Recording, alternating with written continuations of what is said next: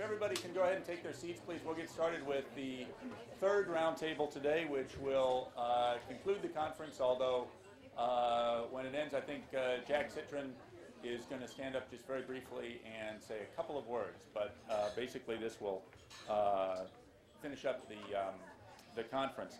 I will just quickly introduce the moderator, and then we'll go ahead.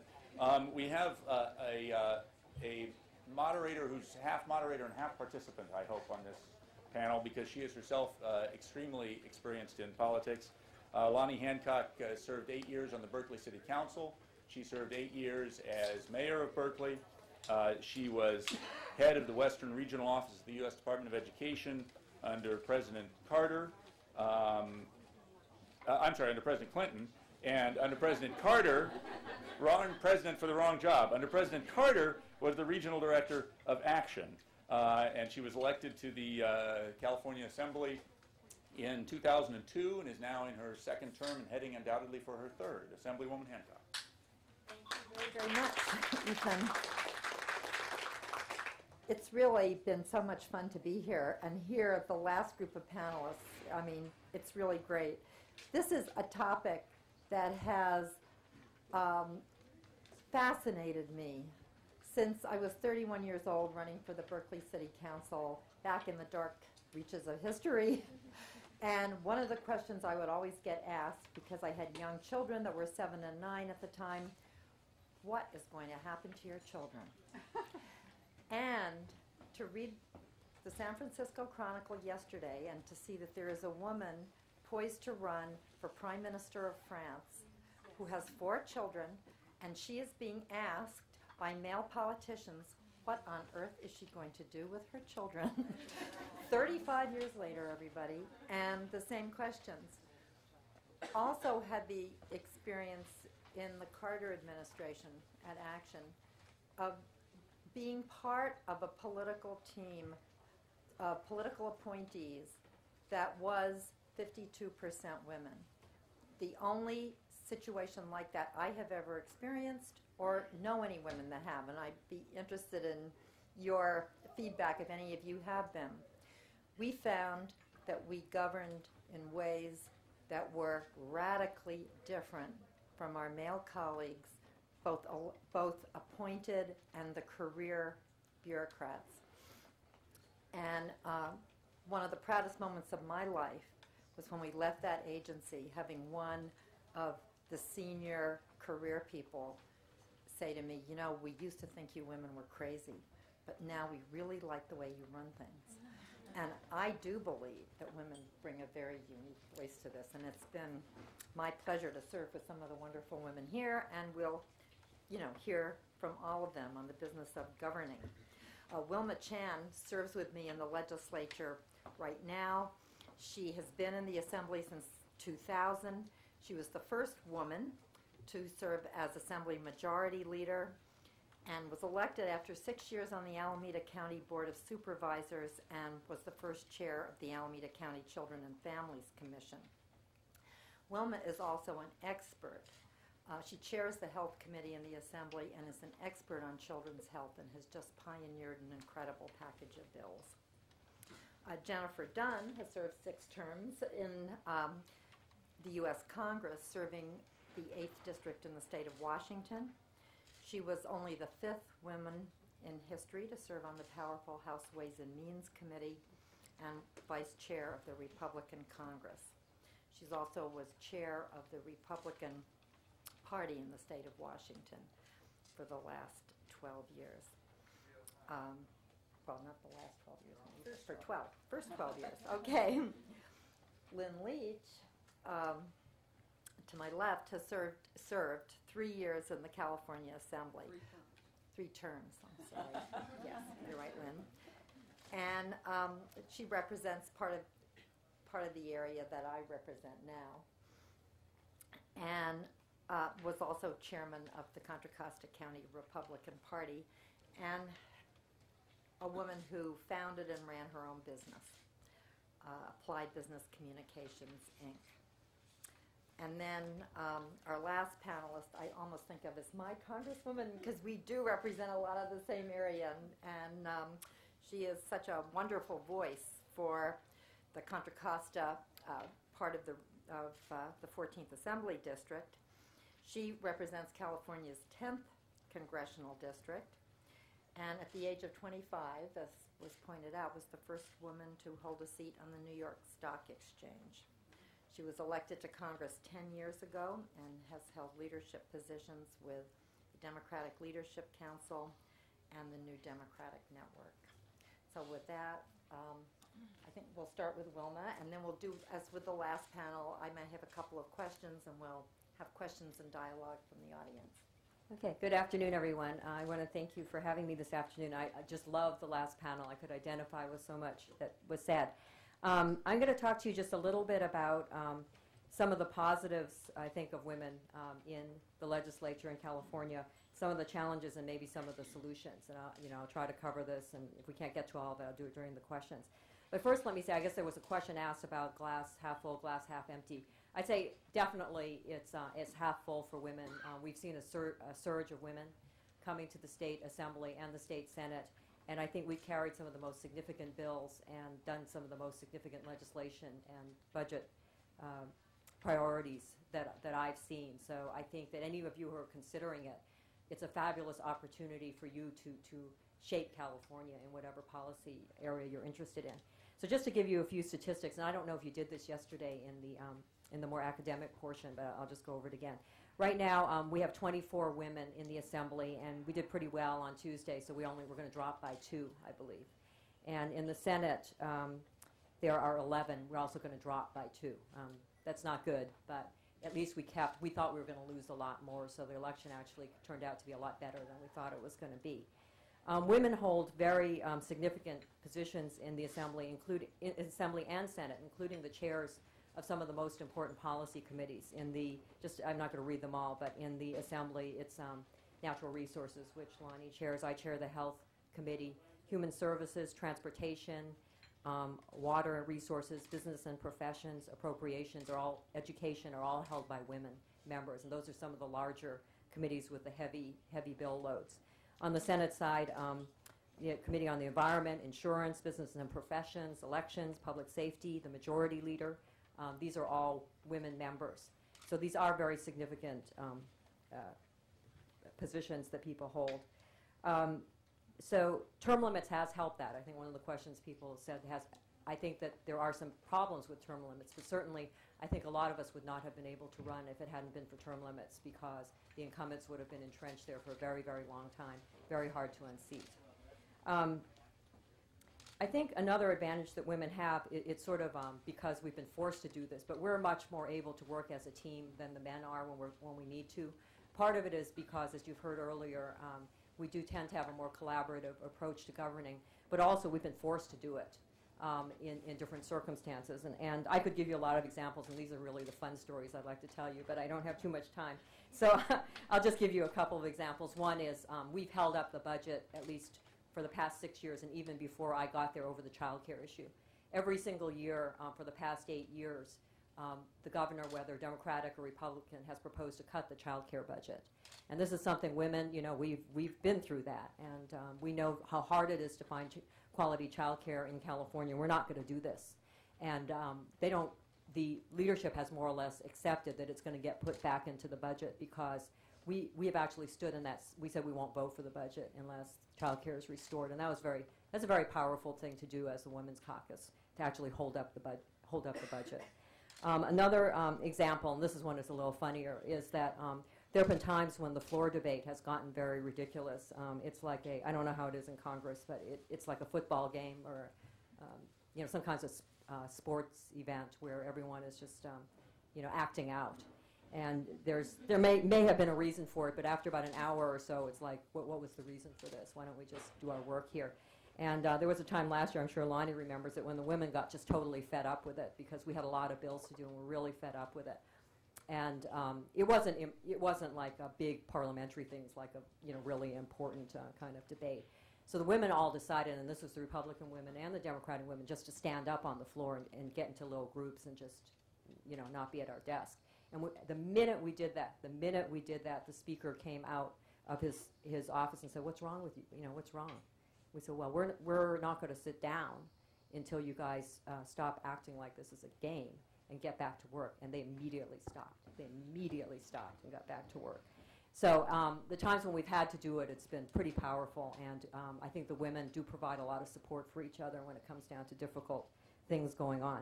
Now, in terms of challenges, unfortunately, there are a lot of challenges, and obviously I did the good part first because I don't think people should feel discouraged, but there are a lot of challenges, and I'll just go through them really quickly, and we can go into them more later if you want. I think you probably heard a lot about fundraising. Women are very disadvantaged in fundraising. There is no doubt about it. I haven't talked to a single woman who's run for office who hasn't felt that in terms of being able to raise money, it's much harder for women to do it. And I think that's because the lobbyists who represent the industries that tend to have more money to give are men themselves and are much more comfortable working with the male members. And there are a lot of reasons for that. Second of all, I think it was mentioned by one of the panelists earlier, even though we chair some of the most important committees, the inner circle is still men. The inner circle, when a lot of decisions are made, is men. And you heard from the previous panel about redistricting. During the redistricting of, which we did in 2001, there was not a single woman who was part of the redistricting group, either from the Senate side or the Assembly side. And as a result, women lost a lot of possibilities to run for higher office. And that's definitely a problem. 2 years ago, we had an opportunity to elect a woman speaker as well as a woman pro tem, and they were very well qualified, and neither of them were able to make it. Third of all is family situations. We have a lot of younger people, and I think you're going to have to think about this, who want to run for office. We kind of have two extremes in the legislature.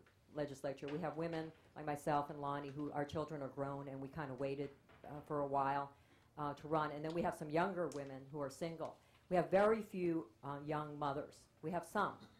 But it's very, very hard, especially if you have to be up there 4 or 5 days a week to leave your children at home. And that's still a cultural issue because conversely, we have a lot of men who have young children who find no problem leaving their kids at home and being up there. But for women, it's a real problem.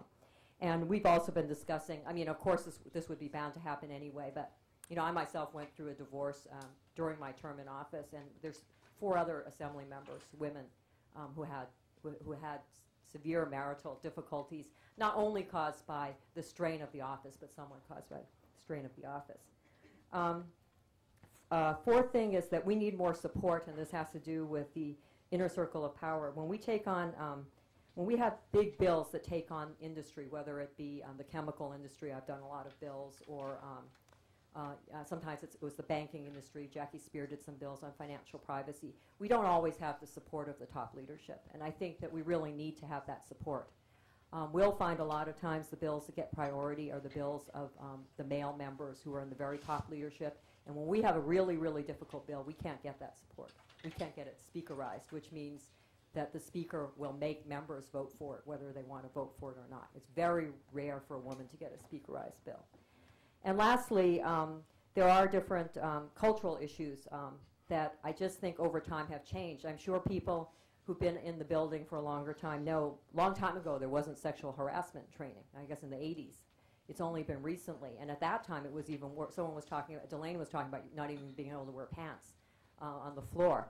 But there are still, those things have improved, but there still are cultural issues that exist. When I was the majority leader, it was just this camaraderie among the male members that weren't used to working with women, and it made it sometimes very difficult for me to go out for my party and try to negotiate something because they just didn't have that experience. Not only with working with a woman, but working with a woman of color that never had seen one before. So in terms of solution, I just run them down and I won't go into them. One, groups like Emily's List that have really helped candidates. They carried through 2 of our senators who are in the Senate, coming to the Senate next year. Without them, that wouldn't have happened. So very significant, the women's organizations that are out there helping women candidates. Really, really important. Second of all, women staffers in high positions. We just had the administrative panel, but I think when we have women staffers in higher positions, and particularly in the Speaker's office, it really helps the women members, really, really helps the women members. Third is that for those lobbyists and groups that endorse candidates who support women candidates, to be able to play hardball on issues that they believe in. For instance, on the environment, a lot of women carry the environmental bills. And I have pleaded with the environmental groups that when you have men or you have candidates generally who've been very bad votes for you, which we've seen in different instances, don't endorse them. I mean, you have to play hardball. We see a lot of hardball coming from the moneyed industries. We don't see a lot of hardball coming from the industries that support women, and you have to do it because people do care about those endorsements, and you have to use what power you have. So that's about it, and I really enjoy the job. I encourage especially young people here to consider going into politics. Thank you.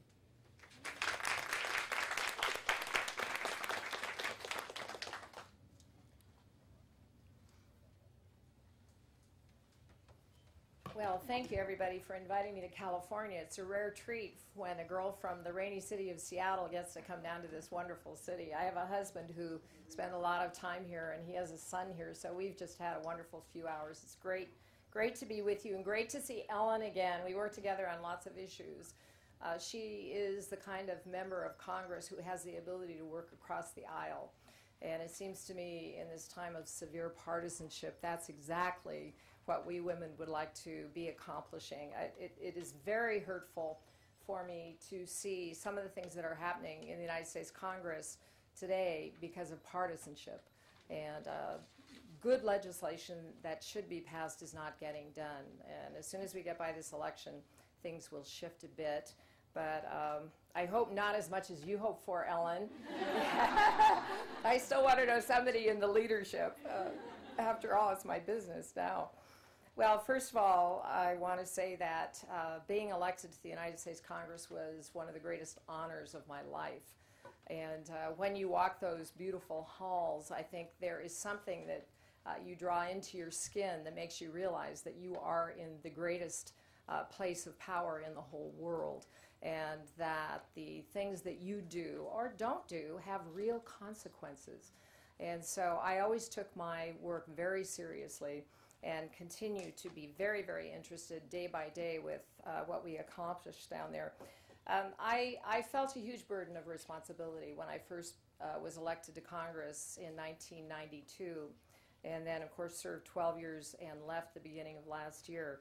But there is also this fabulous feeling of support you get when you go home and you realize they continue to respect you, even though you might have had bruising battles and lost a few in the Congress.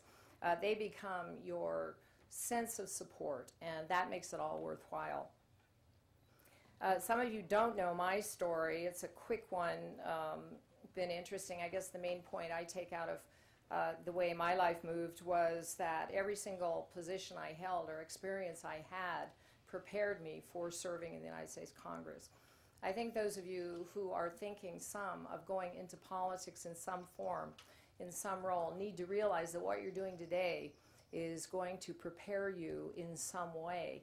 It may be that you're developing a constituency that will stand behind you. It may be your church that is your constituency, or it might be work you're doing with your fellow students here at the university. But I have found that my life is a series of phases, and it continues forever. I think that's more true for women than men. But I was born in Seattle, grew up there, went to school there, came down south to Stanford for my education, went to work immediately after I graduated in 4 years, by the way. They don't do anymore, I guess. My sons took 5 and 6 each, and that was very expensive. And so I went home to Seattle, and I went to work for IBM. I had the highest paying job of any woman working in Seattle at that time in 1964, and was very proud of my job and really, really, really loved it. It continued some of the work I had done in the financial vein through all my years of school, and was really a terrific learning curve, which is probably the single most important thing that all of us can claim we've been through as we get into Congress. And I was thinking, Wilma, as you were talking about divorces, the woman who serves in the legislature, the Congress has a terrific learning curve. She is growing. She's growing at a huge rate. And I think sometimes we just outgrow the men that we've been living with up until this time. I'm sure it happens for men too, but that's what your comment caused me to think about. I went through a marriage, I went through a divorce. I ended up as a single mom with 2 little boys, 6 and 8 years old. We were a very active household. I needed a job, and so I went to work as chairman of the Washington State Republican Party. It was great. It was salaried, one of the few in the nation, and held that job for 11 years. It was a very appropriate job because it was flexible. And so I was able to go to the school counseling sessions and take the children to the dentist and be there in any form when they needed me, because I was the boss and I was the one who gave the orders at that time, so it worked great. The other thing it did for me is it put me in touch with Washington, D.C., because I had to go back there for meetings of the Republican National Committee. And it taught me how to raise money. So Wilma, I'm one of those few women who really enjoys raising money, and I still do it, and I still give it away as fast as I raise it. But I have become very objective about that, and I figure it's an opportunity for somebody to invest in what I know is going to be a successful operation, because I know me and I know I'm going to work hard, and I think probably every one of you in the audience can say that about yourselves. I mean, the old story is women work twice as hard, and I really think that we often are more conscientious than the folks we're competing against. I think that the best thing, and then I went into Congress, and that was a great story on its own, but a lot of people helped me, many women mentors, people who were with me through those days, but as many men, and I think of them as the enlightened men. I think that they learned a lot through being willing to support a woman candidate with their money and their time, and I always hope that the payoff was good for them, but the payoff in my mind was always being a good office holder, somebody who would come home and communicate with them on what was happening back in the Congress, and somebody who would be honest with them and honest with her job. So I think they found that it was worthwhile.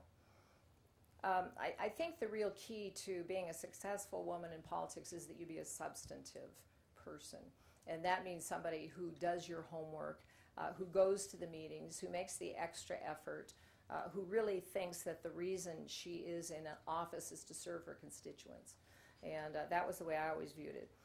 In my case, I was very active. I had not served in a legislature, and I didn't know the rules, so I went to every meeting there was on the Hill. I needed to learn those abbreviations, and I needed to know who the PowerPoints of getting things done in the Congress were. And I needed to get a sense of the personalities and sense of the flow of legislation. So I moved very quickly, and part of it was due to the fact that I didn't start till I was 51 years old. So I wanted to waste no time. I moved on to some great committees. I was on the transition team. There were 10 of us who transitioned the House from Democrat control to Republican control. And that in itself was a superb opportunity. There had never been, for example, and Ellen appreciates this, a financial audit of the House of Representatives. Never been private audit. It was so bad that first year, Ellen, that they couldn't even give a report. Pricewaterhouse couldn't. So people went to prison over that. We didn't really want them to. One was the chairman of the Ways and Means Committee, who was, I wanted to be nice to him because I wanted to be on that committee. Didn't want to send him to prison, but that's the way it worked. He should not have returned those rolls of stamps to the post office getting cash back for them, should he have. That was one of his problems. But I went on to the Ways and Means Committee. I was the 5th woman in the history of the government to go onto this committee, which is the oldest committee. It's the committee that figures out how you bring the dollars in. And what a learning curve. I also became vice chairman of the Homeland Security Committee. I went on the Joint Economic Committee because my background was more financial than anything else. So it was great fun, and there were lots of side trips and wonderful experiences that you simply have in the Congress just by being there. And I hope, Ellen, you'll talk about a couple of these, because I know she and I together actually shared one wonderful experience in that we had both been to Iraq. And I started the Iraqi Women's Caucus along with a friend of mine who is a great football coach named Tom Osborne. And so as I left, Ellen took over the co-chairmanship of this group. So we welcome the women from Iraq who come over to the House, and we pay particular attention to them. That's one of the keys about being a woman member of an elected body. one of your burdens and responsibilities is to watch out for the other women. And it doesn't matter if they're from your hometown or they're from Iraq. It's got to be done or you're not fulfilling your potential. But what I want to focus on, especially in the next couple of minutes, is just the role of a woman in an elected position as a messenger. I continue to think women are the most effective messengers of policy. There is a way that we have of translating what's happening in complicated policy discussions to people we represent back home. I think we're very good at that. I think often, for example, and I know you talked about campaigns and elections earlier, that women are the very best people who can make a difference with those voters in the final days who have not made up their mind. I think women as messengers can put that candidate across if they get across in their particularly sensitive way what really is happening and why the vote needs to go to their candidate. I don't care if it's Republican or Democrat. In my case, I was always the conservative Republican who put the softer side on that conservative message. And people would listen, number one, and that's the first thing you have to do when you're trying to represent policies, get folks to hear what you're saying. Also, as a messenger, you are a role model, and there's nothing you can say that will change that. Since you are a role model, you haven't chosen this, but by being in elective office, you simply are. You need to have faces in your mind when you take action. You need to know that you're influencing the teenage girl of somebody down the street or somebody in the next state. And you need to pay particular attention to be the best that you can. And I think that is one of our responsibilities. Another part of that is that women in this world today are very, very busy. 70% of young mothers are working these days. That's very different from the time that I was raising my 2 little boys and I went into the workforce. Businesses are being started by women at twice the rate that men start businesses. 66% of the businesses that employ between 1 and 6 employees are headed or owned by women. And that means when we as women look at public policy, we've got to respond to that kind of thing. A woman has been in the corporate world. The corporate world is too structured, doesn't provide her the resiliency or the flexibility she needs to be able to get to her child's counseling session the way I told you I was able to do because I had a job that let me do this. And so on tax policy, which I was involved in every day because I was a member of the Ways and Means Committee, we have to think about things like home office exemptions and free access to the internet. All of that is a direct relationship to our paying attention to what happens to women these days in the world. And I think the bottom line of that is just you need with women who are so busy and don't have time always to read every little last detail of public policy.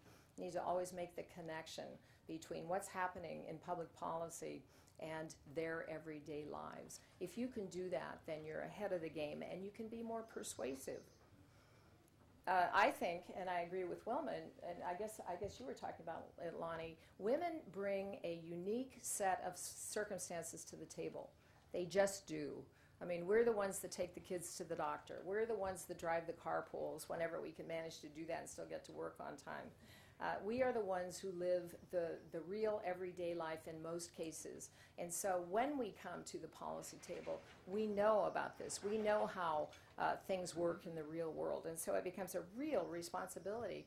We know, for example, those of you who deal with health care, what it's like to guide an elderly parent through the horrible run of a disease where she's going to be told she has cancer and what are her choices, and then the bills come in and she's got a pile of bills. She doesn't know how to sort through them. I mean, those are things that impact women to a much greater degree than men because they live the life with their elderly parent. And so as you look at healthcare policy, you have a set of experiences that is so unique. So every one of you in this room is like that right now. You know things that men just don't, and it's not bad or good. It's just that that set of experiences is there, and you must bring them to the table.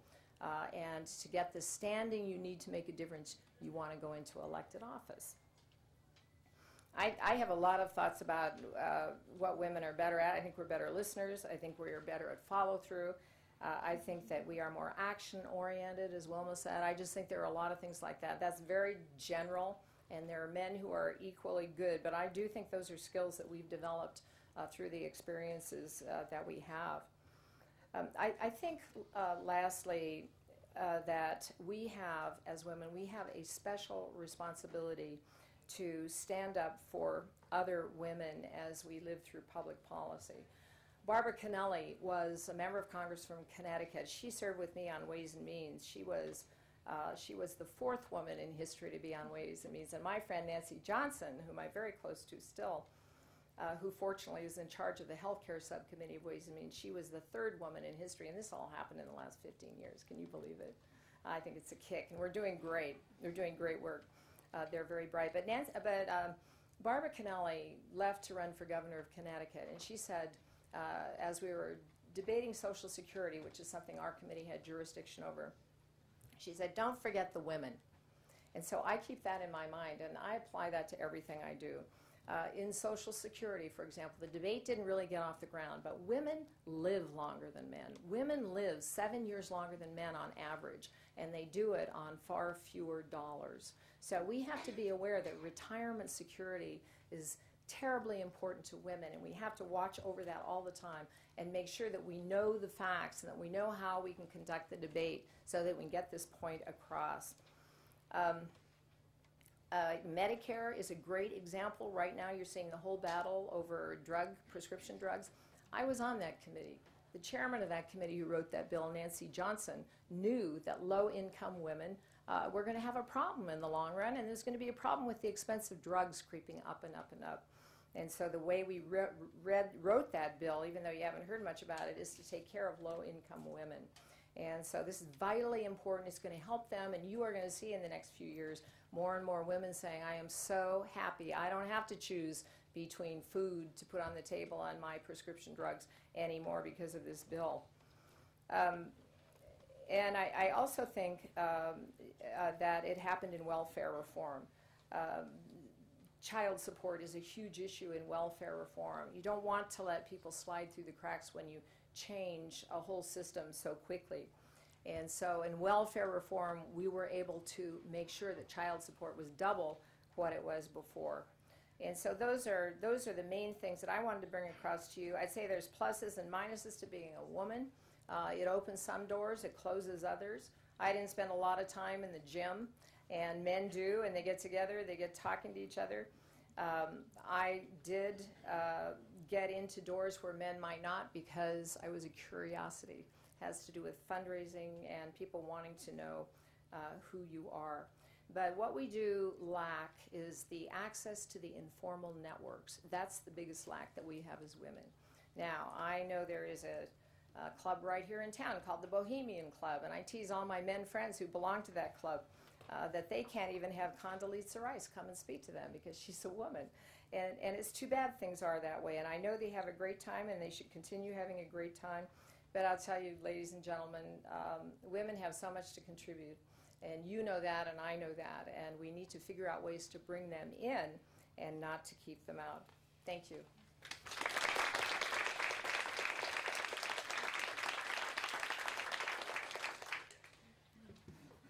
Thank you very much for inviting me to participate in this Women's Symposium. I'm delighted to be here.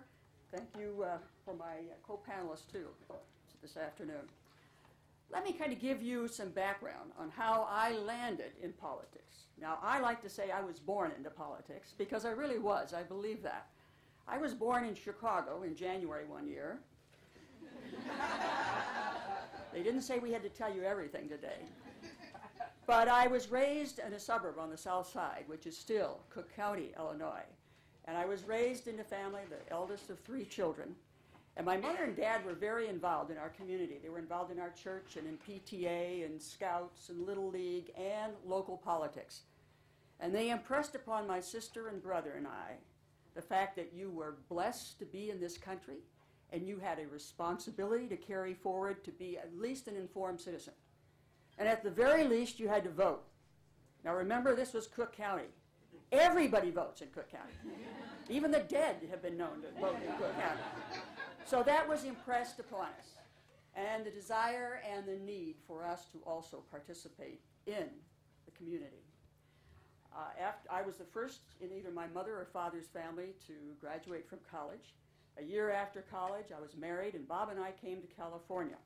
And we settled here in Berkeley, in fact, for the first 3 years. And we sort of got our bearings, deciding where we wanted to actually buy a home and to establish our careers. And I decided that I wanted to go into outside sales. And so my first job in California was as the Northern California representative for a Southern California importer of artificial flowers and foliage. I was a peddler of plastic posies, as it were. But it was tremendous, tremendous help in the things that I would be continuing to do. We decided to buy a home in Walnut Creek. We moved out there. We became active in the political process in the precinct operation in the Republican Party. Our family came along. We have 2 children, a daughter and a son, both of whom are in their 30s now. And I also switched jobs. And now I became the Bay Area sales director for a major temporary help industry organization, spent 8 years doing that, and then 3 years in the financial industry as the Northern California Business Development Officer. And then I started my own business, doing sales and communications training. Now, all the while I'm doing this, I'm also getting more and more active in my community, the Chamber of Commerce, service clubs, and other community leadership opportunities. In 1986, as I was coming off the presidency of the Walnut Creek Chamber, I had business friends who came to me and said, "Lynn, won't you run for city council next year in Walnut Creek?" Now, any of you who were here 20 years ago, you know that at the time, Walnut Creek was a very divided city, growth and no growth. They said, "Lynn, we've got to have a business voice on that council, and we've got to have somebody with common sense." So I ran. But what they didn't tell me is, "Lynn, maybe you shouldn't run as one of 11 people for 2 open seats." I didn't get elected to the city council, but my curiosity now for working in the political process had really been piqued. So I went to the Republican Party in Contra Costa County, and I said, "Do you have any kind of training program for people who want to run for office?" They said, "No, but if you want to come in and join us, we'll help you put one together." So I ran for and was elected to the Republican Party in Contra Costa County, and the following year we launched boot camp. And for 7 years we trained people every summer to run for public office. From 91 to 95 I became the chairman of the party in Contra Costa County. And during that time I was asked to run for the open 15th Assembly District seat in 1996. I did, and I did win that. And so began 6 wonderful years as the representative for the 15th Assembly District, part of Alameda and part of Contra Costa County, the first woman to hold that combined seat. Now, there were a number of things that I learned in the legislature. I learned, for example, how fast 6 years can go. And believe me, it whips by. But let me share with you a few of the things that I think fall right into the category of what you're searching for right now. First of all, when I ran for office, there were 4 major issues that I ran on. One was education, to help return California's public school system to the premier status that it had enjoyed several decades before. Secondly, transportation. Here in the Bay Area, you know the traffic and the transportation challenges we have. And I was delighted to see in the Contra Costa Times this morning, front page, an article on the Caldecott Tunnel, 4th bore. Well, we launched that whole engine that's driving that kind of change. Third issue, I was a small business owner by then, and I thought I could be a strong voice on behalf of business. And the fourth issue, I wanted to bring some relief to the harried taxpayers in this state. Of those 4 issues, in the 15th Assembly District, education was particularly attractive. Now, at that time, with the configuration of the 15th Assembly District, it was the most educated district in the state in terms of higher ed degrees. And education was prominent. And immediately I was introduced to something called equalization, or I should say more correctly, the lack of equalization funding in this state where our public school kids are concerned. Because half the kids in this state still are shortchanged every day by the state of California on the basis of some archaic laws and property considerations. But I took that on as an issue, and I carried forward on that issue all 6 years. Now, here's some of the things you learn as you do something like that. First of all, perseverance. Well, I had already learned that as a saleswoman. You go out and you ask, and you keep asking until you hear that yes. But also, you begin to recognize that you're going to be effective only if you attract other people in, if you build coalitions. The first couple of years, we started with the people in my district, the PTA, the teachers, the students, anybody who was concerned about this. Then over the next couple of years, we expanded that net to go statewide and brought in everybody and anybody who had a concern about this. And then they began pressuring their elected officials. And by my final term in the legislature, we had a strong bipartisan group that were honchoing this whole idea of equalization. And in fact, the last 2 years got successful legislation through both houses, only to have the governor veto it. And then when Governor Schwarzenegger came in, equalization started, at least making some changes in that. But you learn in terms of what you're doing that, and others have mentioned this, you have to build coalitions. And I don't know whether women or men are better at that, but to me it's common sense. If you want something done, you can't do it alone usually, and if you're in a position of elected office, you have to work with other people. And the second lesson there is to work with your constituents. You get them on board. There is no greater force in this state or any state than the constituency that is riled up or excited about something and that they feel that they have a champion for it. In fact, they gave me a nickname because of my persistence on that, and I was called the junkyard dog of equalization funding. The fact of the matter is there are a number of other things that I learned. One of them has to do with term limits, and I think that this is very, very timely since we're going to have to live with it, I guess, for a while. I was someone that reluctantly voted for term limits in 1990. I still am a believer in the fact that the voters should be able to elect whomever they want. It's when we bump up against gerrymandering that it goes all haywire out there, of course. But one of the things about term limits is that you do spin through very quickly. People are cycled through now, and one of the things that happens very often is that people come in and are elected and put many times in positions of responsibility before they're really ready, before they know what's going on, before they have the savvy to deal with these types of things. So that's a problem. A second problem, and this is growing, is the fact that you have more and more people coming in now, recognizing that they have term limits. And even before they get the seat warm to which they have just been elected, they are already plotting their course for that next office out there.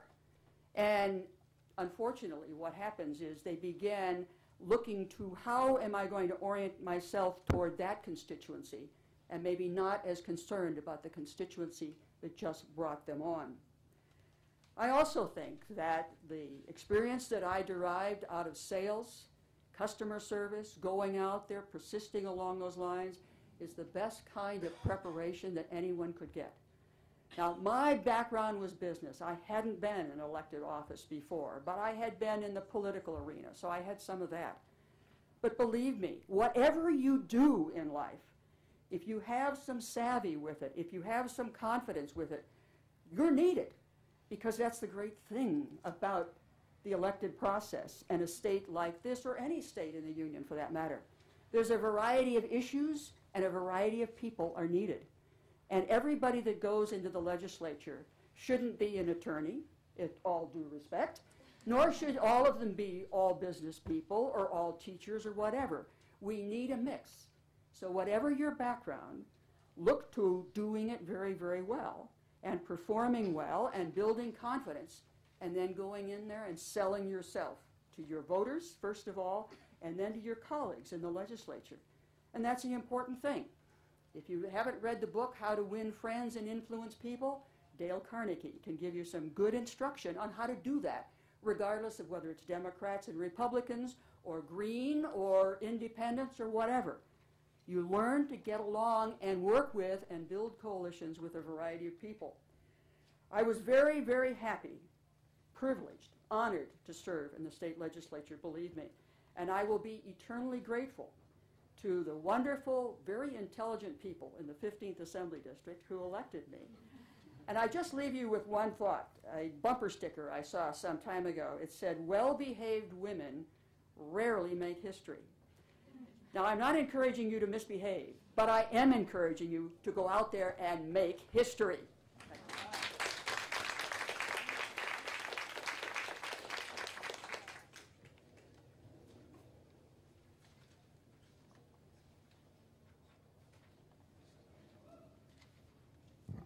Well, as the cleanup batter, I think I need to be a little bit provocative, don't you think? I first want to thank Wilma Chan. I'm a great admirer of your career, Wilma. My friend Jennifer Dunn. One of the reasons why things are not as happy in Washington is because you left. She's a fabulous colleague and a good friend, and someone who I thought and think of often as not only the moderate center for the Republican Party, but one of the best faces that they've ever had. And we miss you desperately in the House of Representatives. And Lonnie, it's great to be your partner for the shared constituency that we have. And Lynn, it's good to see you. I know that you're active still out there doing many different things, and we're so glad that you represent our community. I have been in Congress now for 10 years. Hard to believe. Like Lynn, I ran in 1996. I had been approached by many of my friends and neighbors to knock off Bill Baker, and I was happy to go do that. It was a race I was not expected to win, only because people didn't know me very well. I grew up in New Jersey. I'm the oldest of 4 children. I grew up in a political family. My dad was a borough councilman in the little town I grew up in Hudson County, New Jersey, where the dead vote Democratic. And I was the first in my family to go to college. I went to Seton Hall University, only a few miles away from where I grew up in South Orange, New Jersey. I watched them build the World Trade Centers as I walked back and forth to my little community high school. And when I graduated from college in 1974, I had a teaching degree, but we were in what they called at the time the baby bust. And the only job I could get was a job working in a Catholic school, which paid virtually nothing. I actually thought you should take the veil and just accept the fact they weren't going to pay you. But I had student loans and 2 younger sisters and my brother, the baby Jesus, to help my parents put through school. So I had to get a real job, as we say. So I went to work on Wall Street in 1974. And I came at a very serendipitous time. They were desperately looking for women. Most men on Wall Street went to work every day with their son or their nephew or some male member of their family, leaving all their women home. And they got themselves through the 1950s into the 1960s. But by the 1970s, the world was changing. Wealth was not only aggregated in male hands, but because of the statistics of men actually predeceasing many of their spouses, women had money, women owned property, women had jobs. There was a real push to get women by the women's movement into Wall Street and to have women actually understand the business. I got to work for the only guy that I've worked for in a long time, in a long time, who had a daughter that he had wistfully wished had come to Wall Street. And he promoted me very quickly, and within 3 years, I had a seat on the New York Stock Exchange, which was a kind of serendipitous case. I actually got the seat because somebody went to jail. Somebody named Ivan Boesky. And he actually, interestingly, went to jail in Pleasanton, California. And I couldn't have picked Pleasanton, California on a map in 1974 for anything. But I went to work on the New York Stock Exchange as one of the first women members there, and it's a fishbowl. I, as one of the first women, had a responsibility when PS12 came into the gallery at about 10 after 10 or whatever school that came into the gallery, and I'd have to turn and wave, which really prepared me for parades.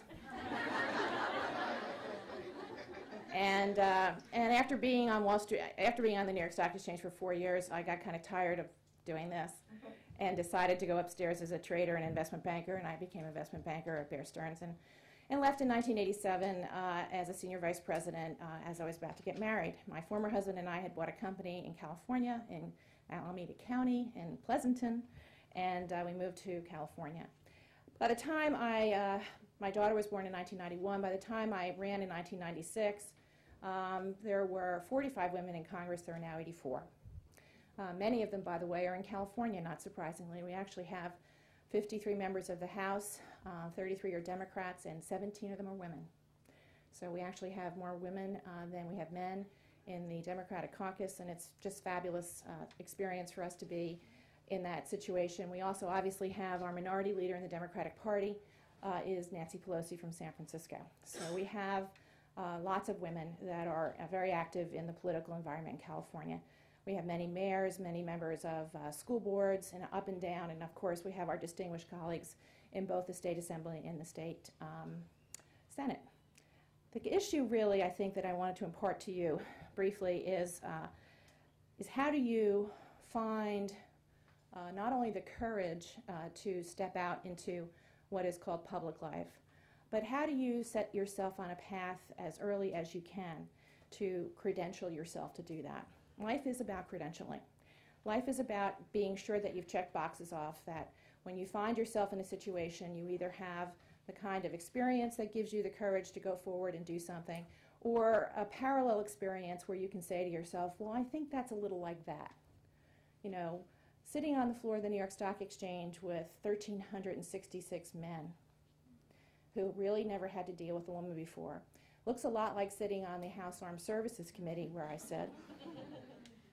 We're going to Iraq and having, you know, to wear a flak jacket and jumping in and out of helicopters to go see troops, and have them be surprised that the first person off is the ranking member on the trip, and she's actually a woman. Part of it also is to deal with the expectations of people that you're going to work with. When I went to the New York Stock Exchange, the best thing I ever did every day was to read not the Wall Street Journal, which I did, or not the back pages of the business section of the New York Times, which I did. It was the sports section. And I remembered who liked what. Believe it or not, on the New York Stock Exchange, you have some of the most distinguished people of varied backgrounds on the planet. At one time, we had 7 Olympic medalists that were members of the New York Stock Exchange. One was in rowing, one was in throwing some discus thing, you know, all that stuff. We also had professional athletes that were members of the New York Stock Exchange. So if you could remember who they were, and you could remember what they liked, and if you could actually find a way to get a conversation going with them about something, pretty soon they kind of think that you're not as bad as they thought they were afraid you were. And they find that you're a real person and you're smart. If you can do your job, then they find that they can deal with you. And once they feel comfortable, then everything else goes away. So a lot of, I think, what women find in very unusual circumstances is that you have to draw a level of comfort in the person that you're dealing with. Whether it's that they are sure that you actually know what you're doing, or that they understand that you're not going to make them feel uncomfortable or embarrassed, or that you're not going to hold over their heads the fact that you should have been there 100 years ago. One of the things I find that most of my male colleagues enjoy is the fact that many of us actually can tell funny jokes. They don't all have to be blue or dirty, but that we have a sense of humor. We also have a sense of humor about them and their discomfort at times of having to be with women in issues that really make them upset. I was in a briefing just the other day after Zarqawi was killed, and we had some pretty gruesome photos to look at. I was the only woman in the room, and as the photos came around, they stopped on both sides of me. And I looked to one colleague, and I looked to the other, and I said, "Are those the dead pictures of the dead body?" And one guy said, "Yeah." And I said, "Give them to me." And he said, "Really?" And I said, "I can take it."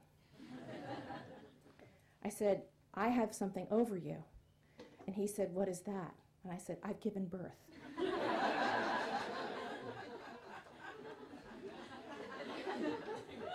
One time I was flying an F-15, and 5 of us were chosen to do it, and we had to go the whole day before, which is a very disheartening experience. The whole day before, they spend 6 hours trying to teach you how to survive if you have to take your parachute out of the plane.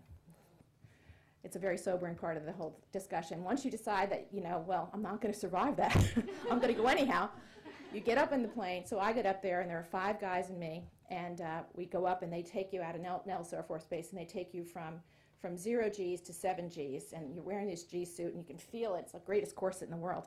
You can feel it pushing in, and you got the oxygen going, and all of a sudden, you know, you're talking to them, and you're doing bombing runs, and it's fun. And then all of a sudden, the guy in the front of the canopy, who's right in front of you, just two of you, the pilot and you, says, you know, grab the stick, and you kind of hold it, and you realize that the torque on it, just going like this, you're like that. So you kind of get a sense for calibrating the torque and all that.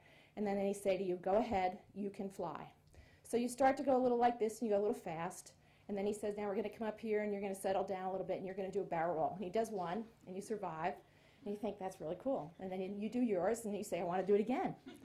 So we're up about 15 minutes. And he goes, well, there goes the first one.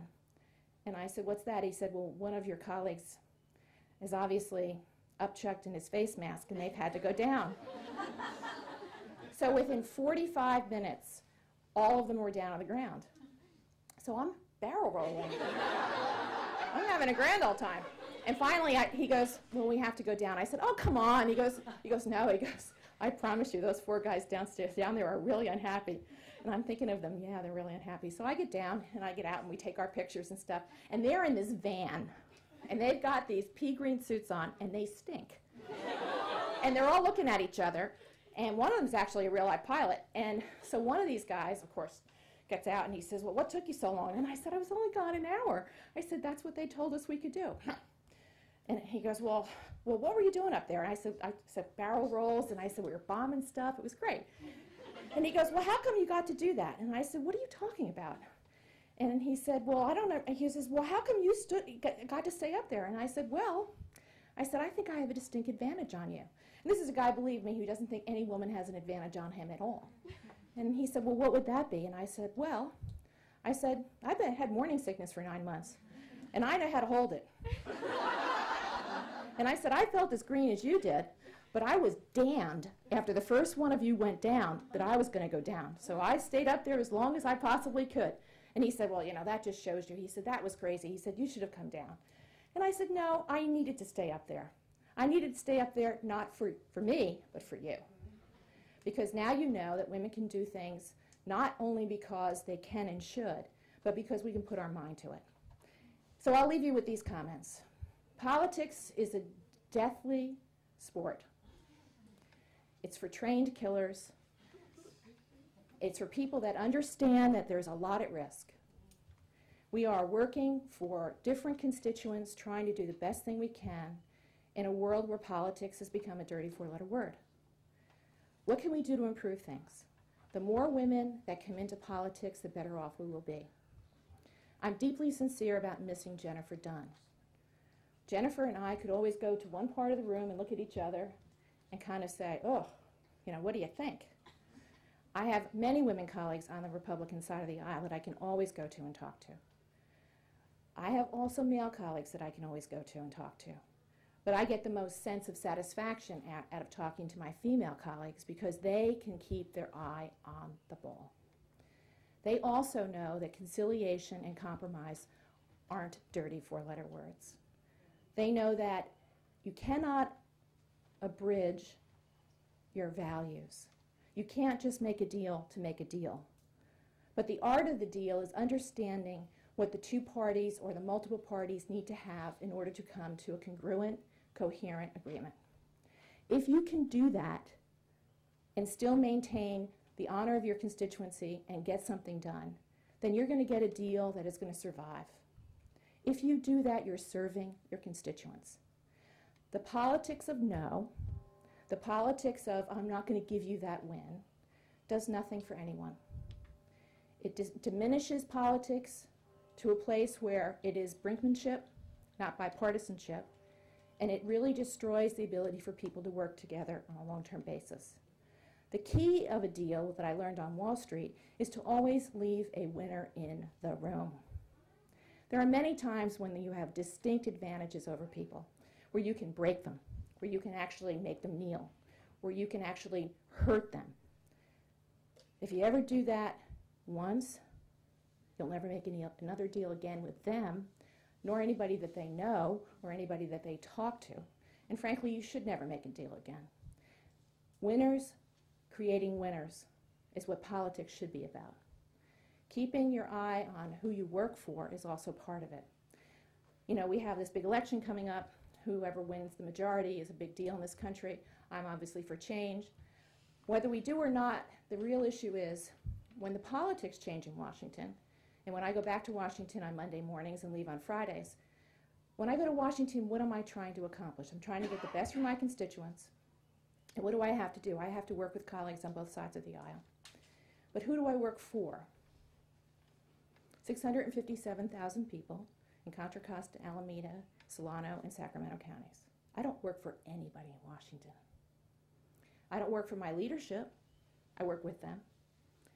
I elect them and I use them to facilitate things I have to do, get on committees and other things.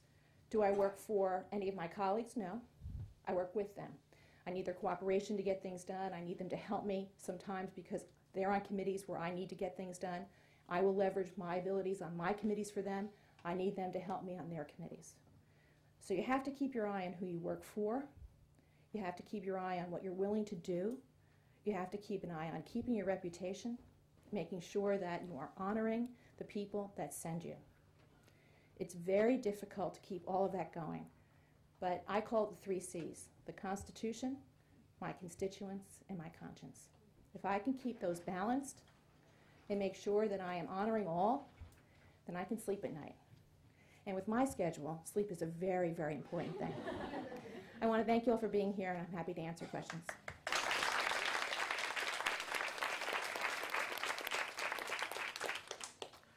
So this is a great group of women, right? I mean, this just like the last panel. So thank you all very, very much. I have a quick question, then I want to throw it open to the audience, because we heard a lot of very good personal stuff and some general stuff.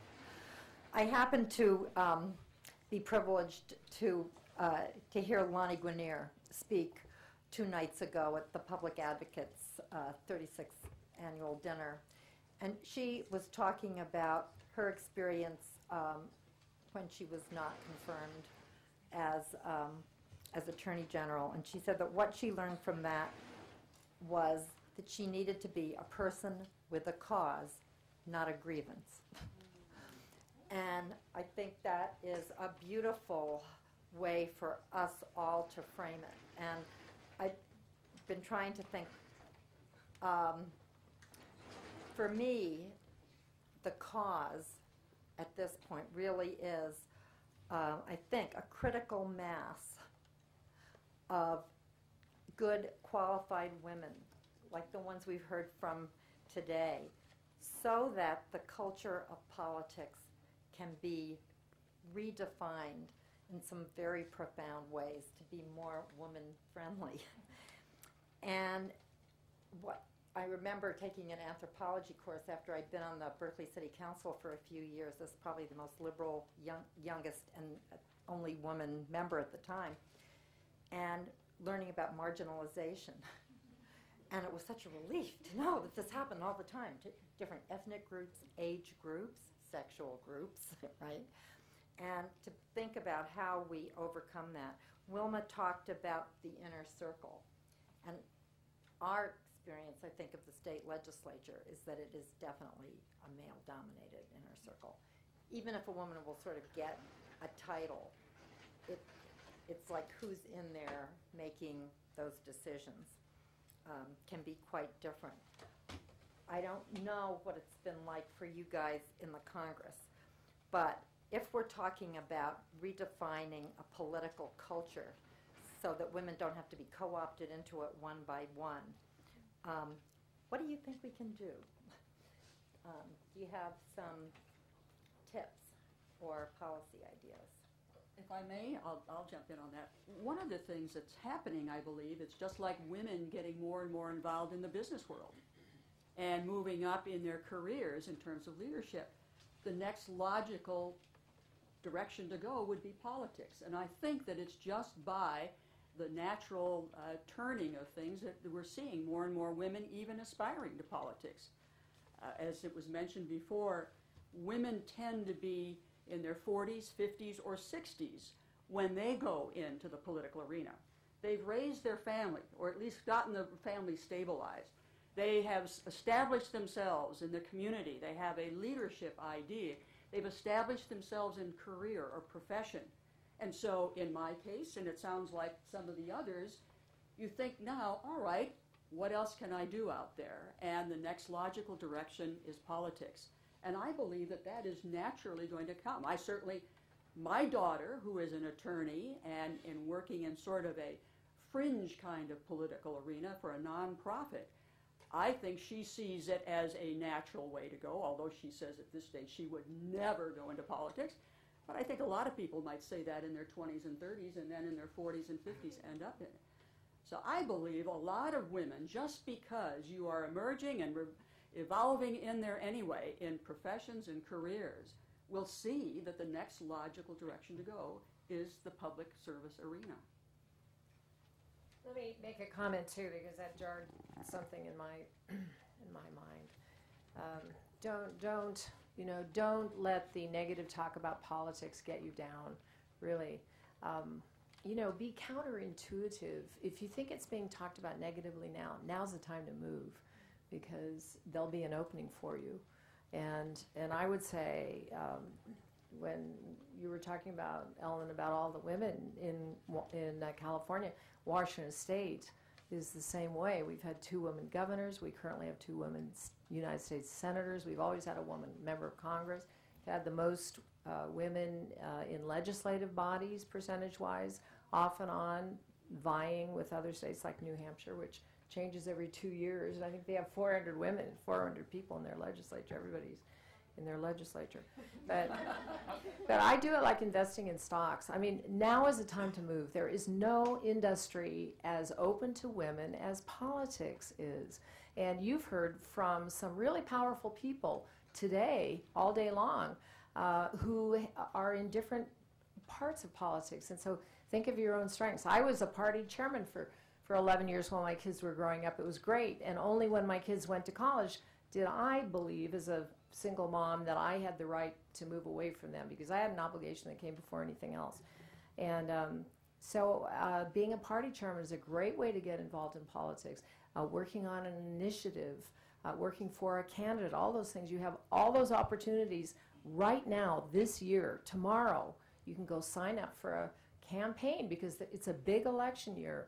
So this is the time to make your move and get involved on some level. And as we all said to you before, you will learn some very important skills from whatever you do, and then you're going to start putting it together. Some of you will be press secretaries, some will be campaign managers, some will be fundraisers, and some will be candidates. And working together with your friends who are responsible and would do a great job representing women, because you've watched them do it, I think now is the time to make the move. That's great. Can I just add one thing I thought? Yeah. Wilma, you're going to say something? No, I was just going to say, I'm actually, Okay. like I said in my my talk, I'm actually very optimistic about this. I think there are going to be, Ellen talked about doubling of Congress since 96, is that? 94. 94. I mean, that's quite an amazing number. So I think the thing is, as we come up, we have to really figure out ways to get other people to come up, both through helping them. I mean, this is how the guys did it, right? Through raising money for them, through encouraging them, and through, I know in the Women's Caucus in the legislature right now, which is the Senate and the Assembly, is looking ahead to future races and starting to get projecting and getting people ready now. And I think it's going to be good, but we just have to really work at it. I agree. I don't know if I'm turned on or not, but I agree with both Wilma and Jennifer and Lynn have said. But I will tell you that I am increasingly concerned that we have a crisis in self-government in this country. We had just a California primary just last week where 32% of the people voted. That's a crisis. There are many countries in the world where you actually have to pay a fine if you don't vote. I think that may not be a bad idea. We have got to do something to increase average Americans' general awareness of what is going on politically, but we also have to make sure that they know that they have to vote. Now, right now, what we have to do, I think, is understand that if only 32% of Californians in a state where we have a big governor's race coming up, not a very interesting Senate race. Senator Feinstein's got a nominal candidate. We've gerrymandered ourselves into the near perfection of the congressional delegation so that nobody really can even be challenged even if you've gone to jail. So what do we do about getting people to be interested? And that's where women come in. And I think that I think Jennifer's point about being counterintuitive is important. There's a vacuum right now of people that are willing to go into politics. And it's not necessarily whether you want to run it yourself or not, but there is a huge opportunity for people to go out there and work in campaigns, to be political consultants. Mary Hughes was here a few minutes ago. She's a fabulous political consultant. Loretta obviously has that in her pedigree. Loretta Lynch, my good friend, who was sitting watching me the night that I beat Bill Baker, turning greener and greener until we actually did it. But we need people to come out and step out. And so that means volunteering in campaigns, going to the National Women's Political Caucus School, going to the Emily List School, and getting behind candidates. There is a vacuum out there, and we need to be able to get people to not only work on campaigns, but to be able to form what the issues are. And, you know, it's a fascinating time now. You've got all the technology and all the innovation out there, whether it's the internet, the bloggers, you know, all different kinds of ways to communicate. But, you know, we have to reintroduce the idea that if you don't vote, you get the election somebody else wants. And for women, it is vitally important because we have so much at stake. Great. Just two quick things on that. I think women often need encouragement. Unfortunately, even all the years after the women's movement, very often women will stand back and wait. And one of the wonderful things that some of the women's support groups that we see now, like Emerge and Emily's List and the NWPC has always done, is to encourage women to think of they themselves being in that role. Because I have seen so many times in political campaigns, I just remember one time when the press was there and asking for comments from a sort of audience, and I saw the woman who knew everything about that issue, and she was just sitting quietly in her seat, and some guy who did not know a thing about it said, "Oh, I can answer that."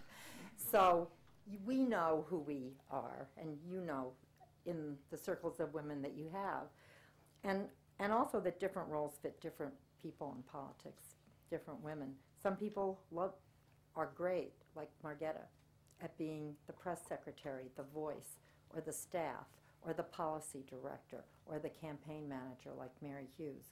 Others are really good at being the candidate, and part of it is to pick your bliss, if you will, the thing that really does fit you and is your parachute, as Delane said.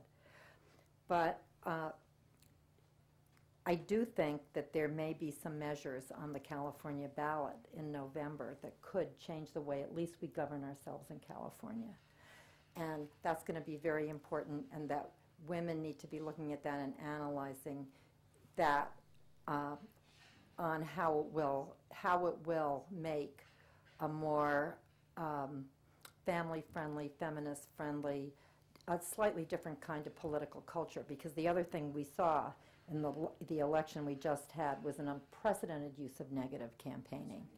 Some of it extraordinarily sleazy, and the small thing taken out of context and then used against a candidate. And again, I've seen over and over again in the legislature people who are afraid to take a vote on a policy issue they will tell you they know is right because they can imagine the 30-second spot.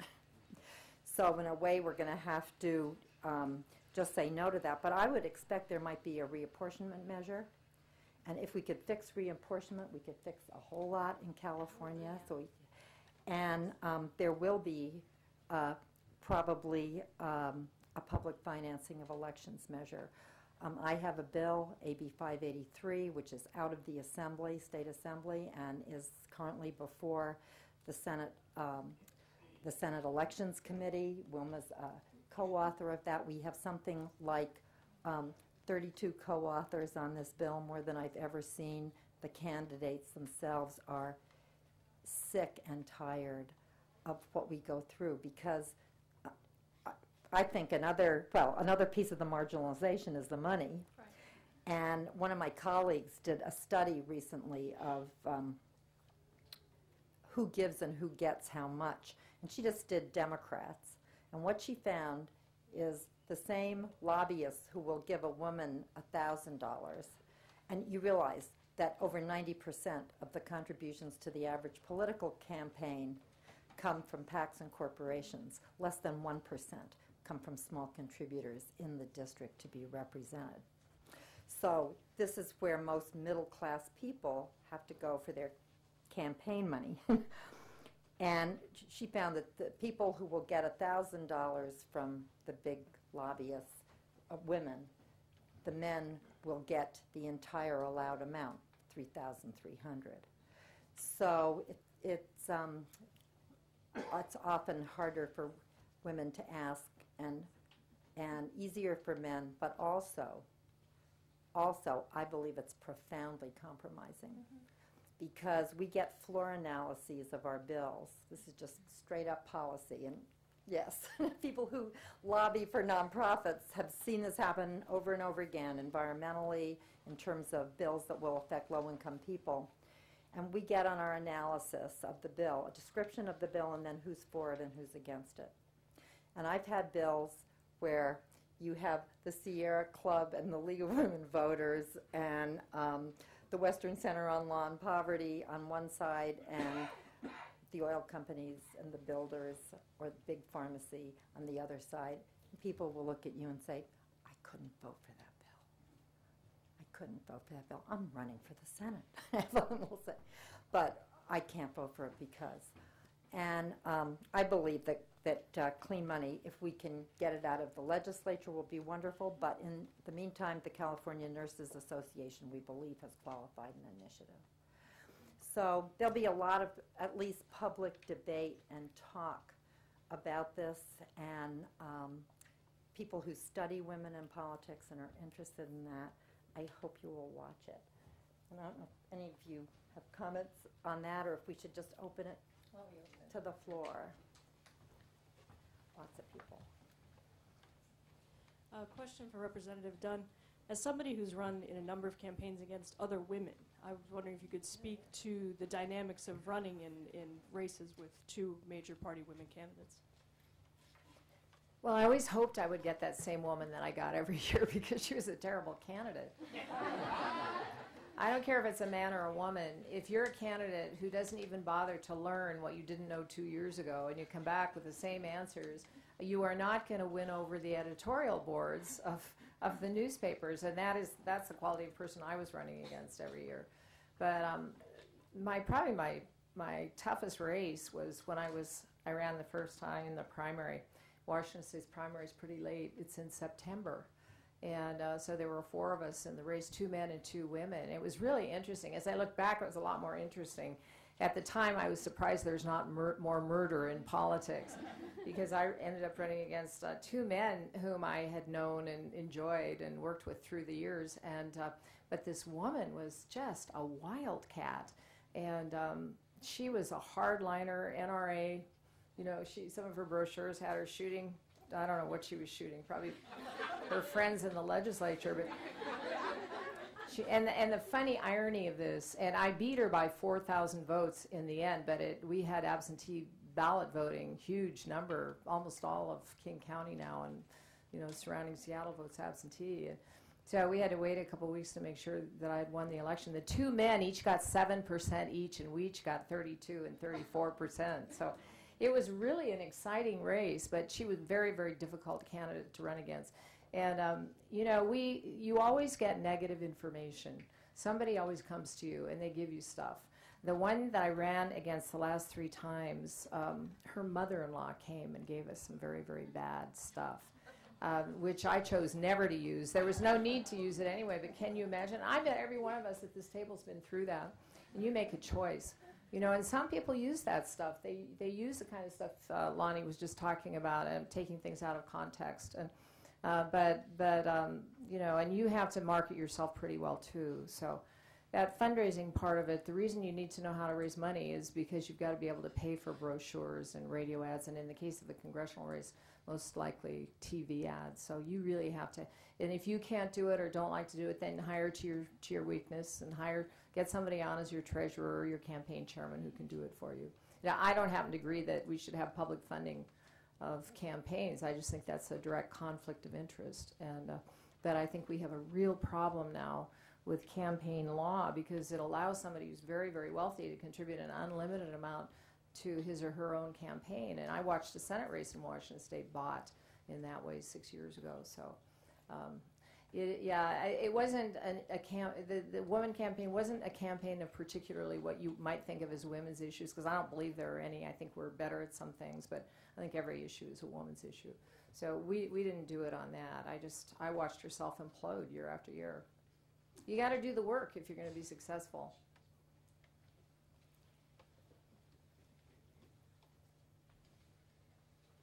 I have a question for former Congresswoman Dunn and Congresswoman Tauscher about the dynamics on Capitol Hill and its current polarization and the implications for women. So specifically, since 1994, but even before, both parties on Capitol Hill are increasingly polarized. The margins are increasingly slim. There's increased competition for majority party control with every election. And so as a result, party leaders, including Minority Leader Pelosi, certainly encourage more party loyalty and are more likely to reward their members on the basis of their loyalty to the party. And sort of over time, women in the Democratic Party, on average, have actually shown much more party loyalty, not much more, but significantly more party loyalty as measured by the Congressional Quarterly scores than have that has the average Democrat. But on the Republican side, Congresswomen have shown slightly less party loyalty up until the last Congress, when Congresswomen among Republicans actually showed slightly more. So I'm wondering if the current political environment makes it sort of too hard for most women to work together, say in the Women's Caucus, or to have the informal type of good relationship that the two of you have, and what are the longer term implications? I mean, I'm a political scientist, but from an outsider's perspective, it seems pretty clear that the Women's Caucus isn't very active, and that the increase in partisanship is, I mean, certainly happening among Congresswomen as well. So a lot of the things that we've heard over the last couple days, both from the academic literature and from what people have said, that women are more likely to work together and bring consensus, it seems to me the current political environment really challenges that, and that women are responding in rational and strategic ways by becoming more partisan too.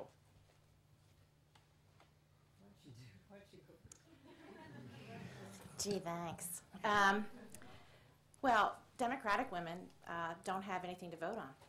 We have been denied for the last 3 Congresses the ability mostly to offer alternatives of our own. What we mostly have to vote on is something Byzantine called the motion to recommit that you can't even explain to yourself. And I certainly can't explain to my constituents why Democrats don't have something out there that says, they're for that, I'm voting no, this is what I'm for, I'm voting aye. So over the last couple of Congresses, with the Republican majority having tighter and tighter margins to deal with, they basically have said, we don't want to give Republicans a chance to vote for something the Democrats are for. Our moderates may actually take their medication on time and be for something that the Democrats are for, and it could win. We can't be having that. So we have nothing to vote for except a procedural vote, which is called the motion to recommit, which is completely Byzantine. But I will tell you, in the last Congress, I'm the centrist in the Bay Area. I am the chair now of the New Democrats, which is the 45 members of the Democratic Party and the center-left of the Democratic Party. And, I guess somebody told me recently I must be the only woman that's head of a political wing of the Democratic Party. And, I think that's kind of neat. If we go forward, and actually I think that most people understand that in this November election, one of 3 things is going to happen. The least likely now is that nothing will happen. The most likely is that something will happen where we'll actually eat into the 15 seats and get closer. That means that it's actually going to be much more polarizing and much more tension-ridden than it actually has been, which is physically impossible. But we will find ourselves in a place where we're actually going to be counting noses every day. And if an ambulance goes across the campus, we'll be hoping it's somebody from the Senate, not somebody from the House, and certainly not somebody from our own party, because we're going to need everybody there and everybody there to do what they're meant to do. And that's why it's a lot like, the mafia. It's like going to the mattresses. You find yourself polarized because you're constantly having to vote for simple things like the rule, and it's deadly serious because you actually can break the rule, which means that whoever the majority is, if they can't pass the rule under their own votes, and maybe some of them don't show up because it's a tough vote or they don't want to vote for it, and we actually say no, it's a lot like a cloture vote in the Senate. Denies them the ability to bring the bill to the floor. And if you do that a couple of times, then guess what? They have to start actually working with us. So from our point of view, we think that the most likely thing that will happen in November is that we actually will eat into the 15. If we all get hit by lightning and we actually are in the majority, then it's a whole different kind of circus. There's a whole lot of other dynamic that will happen. The centrist Democrats then become where the rubber meets the road, and we all have to be there to make sure that our left doesn't go over the left cliff. From my point of view, I wouldn't be for either censuring or impeaching the president, for example. Now, a lot of my constituents and a lot of my colleagues certainly want to have some retribution for what we think we've been through for the last 5.5 years and answer a lot of questions. There's a lot of investigations people want to do. I'm for getting to work.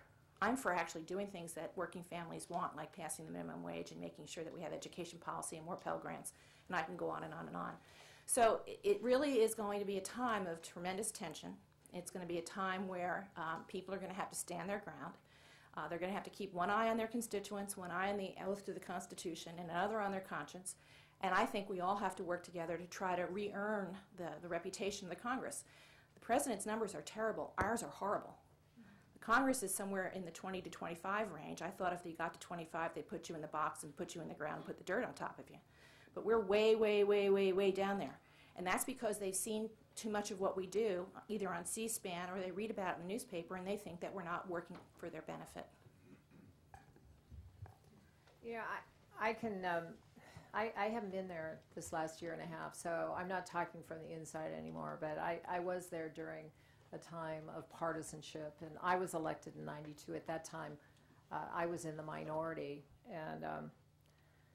and I just think that it doesn't really change the way women act in the Congress. I remember that 2 years of being in the minority, and Ellen was on a committee for House administration that interviewed every single one of the chairman and ranking members, and I remember that the chairman got a lot more staff. You know, that's what's being complained about now. I remember one chairman, a cigar-smoking tough guy from Texas, came in, and he was chairman of the Judiciary Committee. No, he was chairman of the committee that oversaw the White House. It was the only committee that oversaw the White House.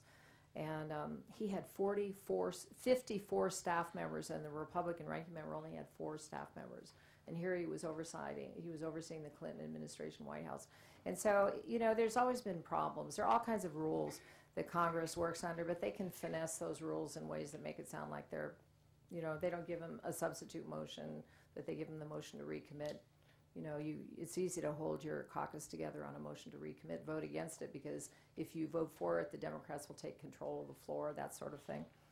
But I think women continue. I remember in the first 2 years, I brought a law back from Washington State, and brought it back to the Congress, one of my freshman year in the minority, and we got it passed, and it had to do with community notification when sexual predators moved out of prisons, and it's now called Megan's Law. And that was my law, and we changed the name of it. It was called the Dunn Deal, because I was working with a Democrat called Nathan Deal, so it was my first, that'd be the Dunn Deal. But a friend from Dick Zimmer from New Jersey lived in a district where a little girl named Megan Kanka had been killed. And so we changed it to Megan's Law. So it can be done if you really focus on what you want to have done. Right now, I really believe the environment is so toxic that the Democrats don't want to give the president a victory, and the Republicans don't want to give the Democrats, you know, standing in order to get legislation passed. And it's been moving toward that for a while. But when we first took over the majority in 1994, we just had a slim majority, and it was really a difficult thing for leadership to hold the caucuses together. That's what they do. We've also got the discharge petition, which is the one that the minority has a right to file discharge petition. Some of you may know about this, and need 218 votes, which is a simple majority in the House. And so there are some committee chairmen, there are others on the Republican side that really like the issue. They'll go down and sign up, and they'll have all sorts of hell to pay if they do that, because they're leaving. So you really have to vote along with your majority in procedural votes and many substantive votes, because there's a huge there's a difference in the way people, it's a different way of viewing life on the Democrat side, Republican, generalizing the unions are with Democrats, you know, I don't know what's with the Republicans. I guess you'd say the Christian right or whatever, generally with the Republicans. There are these base groups that tend to cluster in one party or another, but there really is a difference in looking at the way you run a country. So some of that is going to happen, but some of it is really to keep things from happening that are good for the president or bad for the president. And that's not going to end until after the election. And we'll take another look at it then and see if things will calm down. There. Being in local government, certainly in the Bay Area, being in local government does not mean being the only woman in a sea of men, the way it seems that it does at the federal level. And because the offices are nonpartisan, there can be bitter disputes, but it doesn't necessarily get rigidified. Would you say that you think there might be a better shot at getting more? I mean, what do you think is that big barrier from going from the local level to that one step up? I mean, do you think we might be more successful at really taking over all the local governments that were first? Or do you think that with a little more effort and critical mass, we could do something at a higher level? Well, I think it relates to some of the things we talked about before. One is obviously at the local level you don't have to raise as much money, so that's one barrier. And I think I support the clean money. I think if we could do something, when I first ran 6 years ago, if you had $200,000 to spend on an assembly race, that was pretty decent, but now it's at least $500,000. It's grown that much in 6 years, and that's really a problem. And I think the other issue is the one that I talked about before that I don't have a solution to, is how do women be able to leave their families at home to go to Sacramento? I think that's a big issue. I don't know. I know the Women's Caucus is going to be discussing it, but that's really a problem when you advance to that level, because most women, I didn't want to do it. I didn't run until my son was a senior in high school, because I knew he was settled and all this kind of thing. Most women won't do that. I didn't want to do it, and I didn't do it. I think we should try at all levels. But I think that's why it's a little bit easier at the local level. I'd like to at least briefly comment on that. One of the things, of course, you have to take into consideration when you run for a partisan office, you have to be closely allied to a party. And if for some reason you're not the favored son or daughter in that party, if you want to run for an office, it's going to be very difficult for you. And in fact, I participated in this research, but a young woman here at UC Berkeley did some research last year and found that historically more women here in California are allowed or encouraged to run for competitive seats, but not safe seats. The old boy network, so to speak, is given those plum kinds of seats many times. The seat I ran for was a Republican seat, but in an area that sometimes went Democrat. I mean, here's a prime example of that. You know, we shared a lot of the same constituency. They very favorably are disposed to women, though, and the party people that came to me recognized that. Plus, they also recognized the background I had and so forth, all of those types of things. But if you want to run for office, whether it's going to be a safe seat or one that is competitive, you have to show people that you can get out there and stand the intensity of it. And as it was said earlier, by being involved in campaigns, working for people in your party, getting to know people, banking IOUs, so that in 2 or 4 or 6 years they think, "My gosh, why don't we have Sally or Mary run for that seat? She knows what's going on. She's been a real help. She knows the process, and she gets in there and rolls up her sleeves. She's performed. She's chosen herself." And more, I think that will help quite a bit for women to rise and make that jump from the local level up to higher office.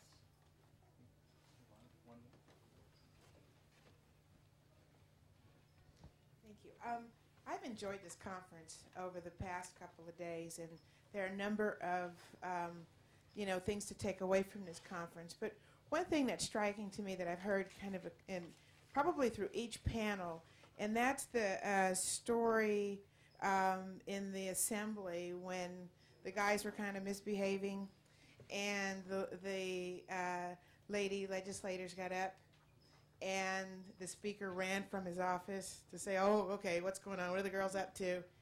And I think that as if we look at the panel here today, which is a very distinguished panel, which you've got federal and you've got state, and a lot of times there's a disconnect between what happens at the federal level and then what the impacts are in the state. And I recognize also that the schedules of each member is extremely busy, so it's oftentimes to maybe it may be very difficult to build coalitions across organizational structures. But I do think if women and policies that are concerning to women, which, well, I mean, I think there are some women issues. I mean, I think men are concerned about child care, but I think women are concerned about health care, child care, education, maybe not exclusively, but those are some big issues. I know the assembly members sitting on the panel today have I mean, Assemblywoman Chan is chairman of the Assembly Health Committee.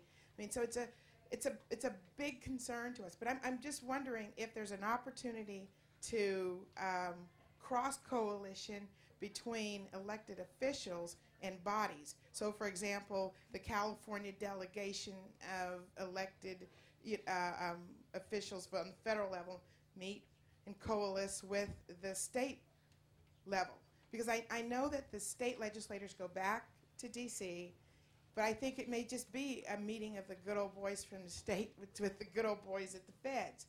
But if the women got together and talked about some of the issues that are important, or at least some of the leading policy issues, whether it is in transportation or whatever the particular issue is, I think it might be one thing that might attract more women to politics, because also I think there may be a feeling that there's more support for women once they enter politics, and on all levels. And I don't mean to just leave it state and federal, but it also local. So I don't know if that organization exists, and I just don't know about it, or if there's a real need for that to happen. But I think there's certainly an opportunity for us to maybe talk about some of the things that are most important to us, and maybe even some of the things that the state legislators are struggling with, like Medicare Part D, for example. So just wanted to... Go ahead and make a quick comment. This will probably need to be our last question, everybody. I think you would be happy to know the level of coordination that there is right now. I remember when we were writing the welfare bill in Washington, D.C., the 1996 welfare bill, it really made huge changes in how many people were encouraged to stay on welfare. We worked very closely with the legislators in the Washington State House of Representatives and Senate, because they were having to pass a whole lot of rules that would coordinate with ours, and we wanted to know how it really worked at home. So I think on specific issues, there's a great deal of that going on right now. I just add one thing. About 60% of the members of the House in California were in the state legislature. So there's a tremendous amount of relationship and collegiality and lots of that happening. But, you know, let me be very frank here. This is federal politics is a very isolating business, especially if you're coming from California. You've got to travel 7 hours on a plane, 3 or 4 times a month, each way, leave 3 time zones. You've got to leave your family one place or the other, because somebody's got to have a life, and it's not you. My 15-year-old daughter goes to a school in Washington, D.C. She came home yesterday because she's out of school, and I'm here now. So, you know, when I come home on the weekends, I work part of the weekend. But, you know, you have to understand that it's an isolating business, and that you have to maintain your level of energy of working, because in the House, you're running every 2 years, so it's pretty much the constant campaign. But you have to have a sense of collegiality, and you know, you look at people and you realize that we're all in the same foxhole at some level. and that we have to have a sense of comradeship and sticking together and friendship and greeting each other appropriately when we see each other, no matter what party you're in. Women are much better at that. But that's why all of you are important as a support system. The fact that some of us choose to do this, even though it looks a little crazy, is a necessary thing for our country. We want more women to do it. So we have to deal with the fact that there are physical distances and challenges to going places, and you know, you're going to miss your family. And being in public life is a private sacrifice, and you have to accept that burden. But unless women are willing to pay that price collectively to do it, then women will not do well in this country. And if you look around the world, the countries where women do not do well, those are the places where the terrorists are running things, and they're havens for bad guys and all that stuff. So, you know, I think we have to all commit to the fact that this is hard to do, and it takes a lot of time, and it leaves you exposed, and it leaves you sometimes lonely and vulnerable. But damn it, you know, we have got to take our place. Otherwise, we're going to have the government somebody else wants for us. Yeah, I just want to briefly say, too, one of the things we're seeing in Sacramento and some other places is couples doing this. Both the man and the woman in a household running. You saw it in Bill and Hillary Clinton. And I can remember when Rosalynn Carter, when Jimmy Carter was excoriated because he confessed publicly that he and Rosalynn had lunch once a week and discussed policy, and she gave him advice. Right? And now, I think when you had the Clintons, you see that this is such a tough life, and it's so isolating. And we do have 4 wonderful women legislators in our House right now in the Assembly who are getting divorced. That it pays to have somebody that likes politics in some role and wants to be part of that as part of the family. In California, we also have the term limits issue, where we have people in our House who may be running against each other because of term limits for Senate seats or for other things. And so it makes an already isolating and rather competitive environment even worse. And I think that a lot of us, we try very hard to overcome that, but that happens too. So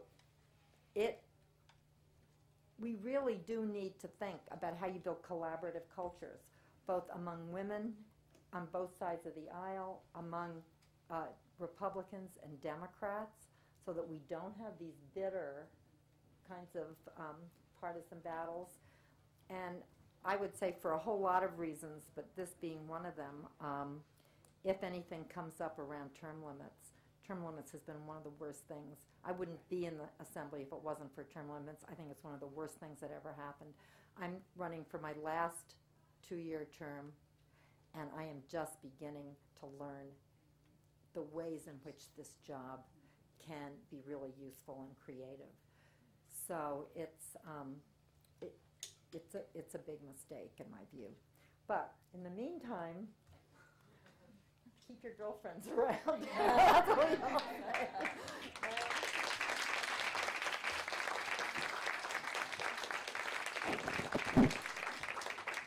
I really hate to bring this conference to a close because it's been both informative and actually, I would say, hearing all the practitioners today inspiring, because we do hear mainly about the negative aspects of political life, and yet we've had just evidence about the quality of some of the people who are active in politics and what they're trying to achieve. The reason we have to end, I should say, is that the faculty club is kicking us out so that they can proceed with a wedding.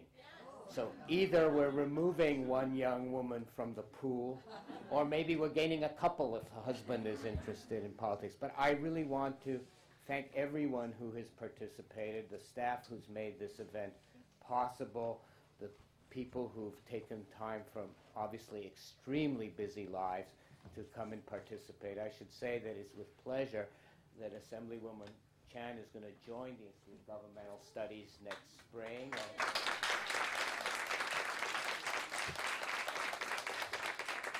And teach classes which, given the distribution of the student body at Berkeley will have a majority of women, I have no doubt, so you can carry on with your example. But I want to thank everybody for coming, and the University of Virginia, Holly and her team, for supporting this. And someone asked me, I think it was Loretta Lynch, who said, do you do this every year? And I said, really, no. It's the first such conference, but hopefully it won't be the last. Thank you very much.